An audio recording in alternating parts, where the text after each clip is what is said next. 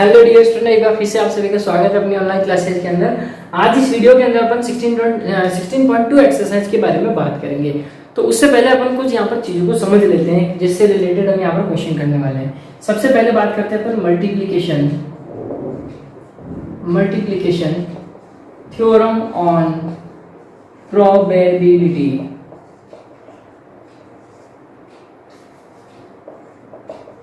Student, इसके ऊपर बात करते हैं, इसको समझते हैं कि मल्टीप्लिकेशन थ्योरम ऑन प्रोबेबिलिटी क्या होती है। इसके लिए अपन क्या करते हैं, टू इवेंट्स है ए एंड बी, अपने पास क्या है, टू इवेंट्स है ए एंड बी, अपन ने ले लिए क्या है, टू इवेंट्स है, कंसीडर कर लिए। और ए एंड इंटरसेक्शन बी, ये क्या बता रहा है इवेंट, ये बता रहा है कि A and B have occurred. ये क्या बता रहा है अपने पास, और याद रखना इसको हम इससे भी डिनोट कर सकते हैं। समझिए, हम यहाँ पर मल्टीप्लिकेशन थ्योरम को समझने जा रहे हैं कि हमने मान लिया कि भाई ए एंड बी क्या है, यहाँ पर टू इवेंट्स है, ए एंड बी आप कंसीडर कर लेते हैं, टू इवेंट्स हैं हमारे पास, है ना। और ए इंटरसेक्शन बी इवेंट जो है, ये भी इवेंट है जो ये रिप्रेजेंट कर रहा है, ये डिनोट कर रहा है कि A and B have occurred, ठीक है। और ए इंटरसेक्शन बी को हम किससे डिनोट कर सकते हैं, ए बी से भी डिनोट करते हैं। अब बताइए आपने कंडीशनल प्रोबेबिलिटी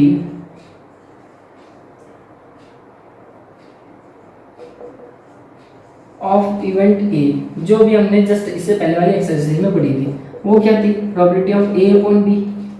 चलो इसको अपन कुछ इस तरह से पढ़ते हैं कि probability of A upon B, यही पढ़ी थी अपन ने, क्या होती है, probability of A intersection B upon probability of B, यही पढ़ा था हमने, ठीक है स्टूडेंट। इसको क्रॉस मल्टीप्लाई कर दीजिए, तो probability of A intersection B आपके पास क्या आ जाएगा, probability of B probability of A upon B, और आप मान लीजिए इक्वेशन क्या हो गई हमारे पास, फर्स्ट हो गई।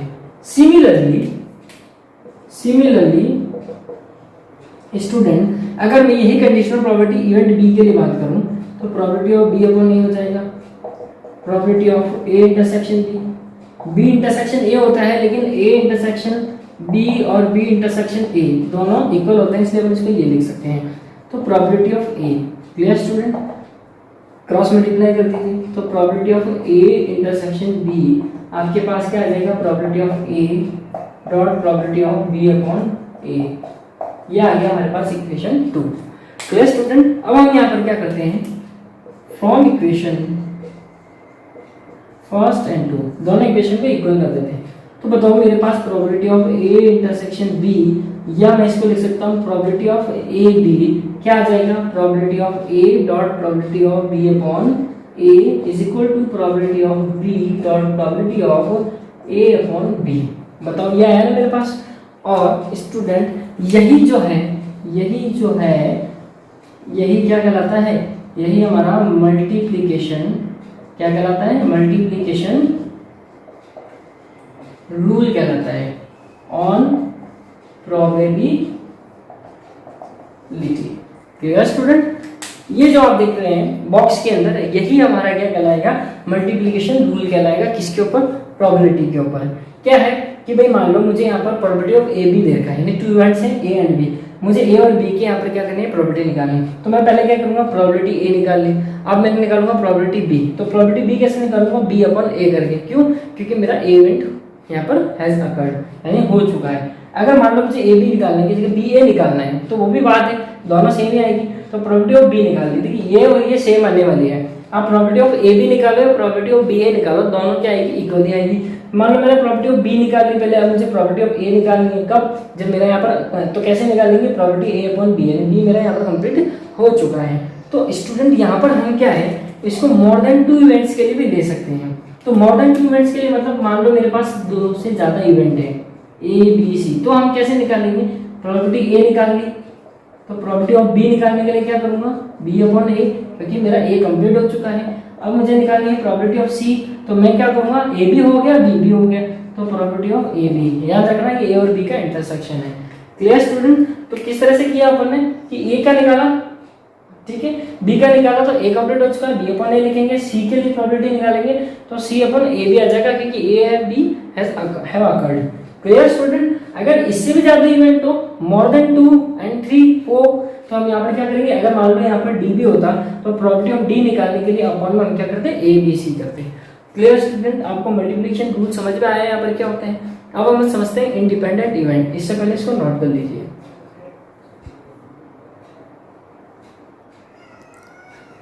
ठीक है, अब समझते हैं स्टूडेंट अपन यहाँ पर इंडिपेंडेंट इवेंट को। इंडिपेंडेंट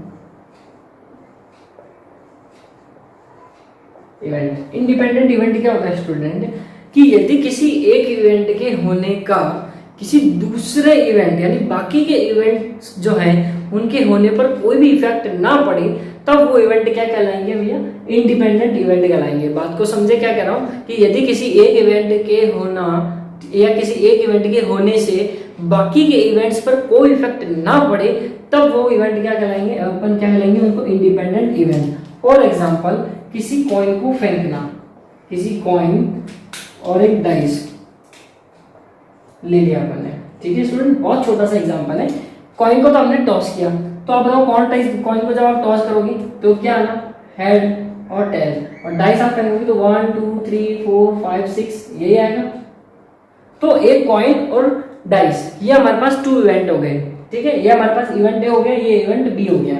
ये क्या हो गया हमारे पास, इवेंट ए, और ये हो गया हमारे पास इवेंट बी हो गया। ठीक है स्टूडेंट, तो कॉइन को फेंकने पर हेड या टेल आना। सपोज मैंने कॉइन फेंका तो मेरे पास आया हेड, उधर से मैंने डाइस फेंका, उधर से आया मेरे पास 4, उधर से क्या आया मेरे पास 4, और इधर से आया मेरे पास 10। तो क्या कॉइन के टॉस करने पर हेड के आने से डाइस को थ्रो करने पर 4 के आने पर कोई इफेक्ट पड़ा क्या, कोई इफेक्ट नहीं पड़ा।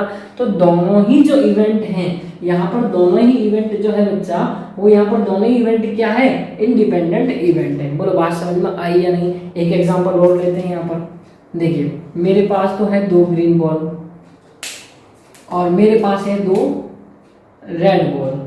जल्दी से समझना इसको, 2 ग्रीन है 2 रेड है। अब मुझे यहाँ पर क्या करना है, इंडिपेंडेंट इवेंट को समझ रहा हूँ। अब मुझे यहाँ पर टोटल पॉसिबल आउटकम्स कितने हैं, 4। मुझे यहाँ पर 2 बॉल्स पिक करनी है। क्या करनी है, 2 बॉल्स मुझे यहाँ पर पिक करनी है। दोनों ही मेरे पास, चलो 3-3 मान लेते हैं,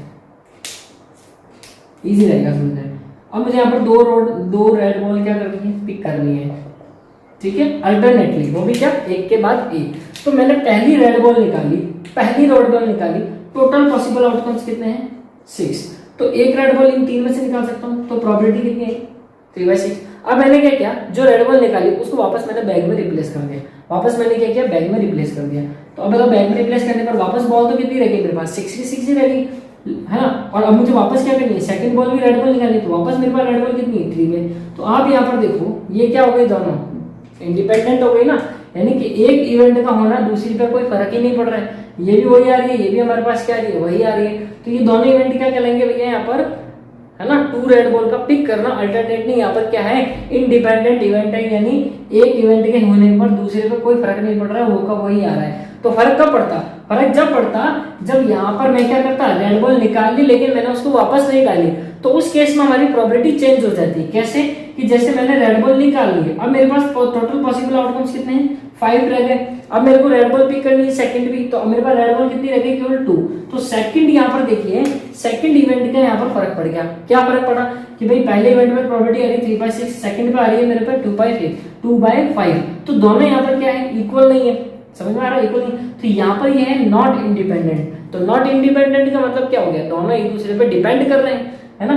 भाई ये जो है इवेंट इस पर डिपेंड कर रहा है, क्यों, क्योंकि इससे जो बॉल निकाली थी वापस हमने रिप्लेस नहीं करी। तो ये तो दोनों क्या हो गए भाई, ये दोनों तो हो गए यहाँ पर डिपेंडेंट, ये दोनों तो क्या हो गए डिपेंडेंट, और ये दोनों क्या हो गए इंडिपेंडेंट। और नहीं तो बहुत बेस्ट एग्जांपल है अपने पास ये, कि भाई कॉइन को फेंकने पर हेड का आना और डाइस को थ्रो करने पर 4 का आना, दोनों इंडिपेंडेंट है, कोई एक दूसरे पर डिपेंड नहीं कर रहे हैं, दोनों एक दूसरे से क्या है, बिल्कुल स्वतंत्र है। समझ में आया स्टूडेंट। तो ये था हमारा इंडिपेंडेंट इवेंट। तो फिर इंडिपेंडेंट इवेंट ये है, तो हमने कंडीशनल प्रोबेबिलिटी पढ़ी थी। कंडीशनल प्रोबेबिलिटी क्या थी हमारी, बताओ। कंडीशनल प्रोबेबिलिटी यही थी ना, अभी अपन ने मल्टीप्लिकेशन थ्योरम की बात करें तो मल्टीप्लिकेशन थ्योरम हमारी क्या थी, probability of A dot probability B upon. अब मुझे बताओ, probability of B upon A की बात करूं तो मेरे पास प्रोबेबिलिटी ऑफ बी आएगा if A and B are 2 independent events. यहाँ पर एक कंडीशन डाल दी, मेरे पास ये क्या है, ये मेरे पास मल्टीप्लिकेशन थ्योरम है, ठीक है, यही मल्टीप्लिकेशन थ्योरम है, रूल है, जो भी आपको। अब मैंने कहा कि ए और बी मेरे पास यहाँ पर इंडिपेंडेंट इवेंट है। क्या है? Independent event. तो इसका मतलब प्रोबेबिलिटी बी अपॉन ए किसके इक्वल हो जाएगा? ओनली फॉर प्रोबेबिलिटी बी के इक्वल हो जाएगा। क्यों? क्योंकि अब वो ए पर डिपेंड नहीं कर रहा है। क्यों? क्योंकि ए और बी दोनों क्या है? इंडिपेंडेंट है। तो प्रोबेबिलिटी बी अपॉन ए क्या हो गई मेरी? प्रोबेबिलिटी बी हो गई। तो बताओ मेरे पास प्रोबेबिलिटी ए इंटरसेक्शन बी क्या हो जाएगा? प्रोबेबिलिटी ऑफ ए और probability of B. This is independent event की कंडीशन, ठीक है।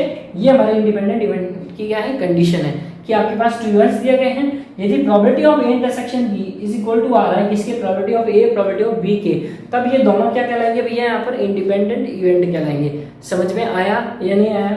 ठीक है। इंडिपेंडेंट इवेंट क्या होता है? उस केस के अंदर यहाँ पर अगर ए और बी दोनों इंडिपेंडेंट हो जाते हैं ना मल्टीप्लिकेशन रूल के अंदर, तब ये ए पर डिपेंड नहीं कर रहा है इसका मतलब। तो probability of B upon A, या फिर आप यू भी कह सकते हो probability of A upon B, वो भी किसके इक्वल हो जाएगा? Only for probability of A के इक्वल हो जाएगा। उस केस में भी हमें यही मिलेगा। क्लियर? तो ये था हमारा इंडिपेंडेंट इवेंट, और इससे पहले हमने समझा मल्टीप्लिकेशन थ्योरम ऑन प्रोबेबिलिटी। ये दोनों ही बहुत इंपॉर्टेंट है क्योंकि हमारे यहाँ पर एक्सरसाइज में काम आएंगे। इसके साथ साथ अपन यहाँ पर क्या करते हैं, एक चीज को और समझ लेते हैं स्टूडेंट, है ना।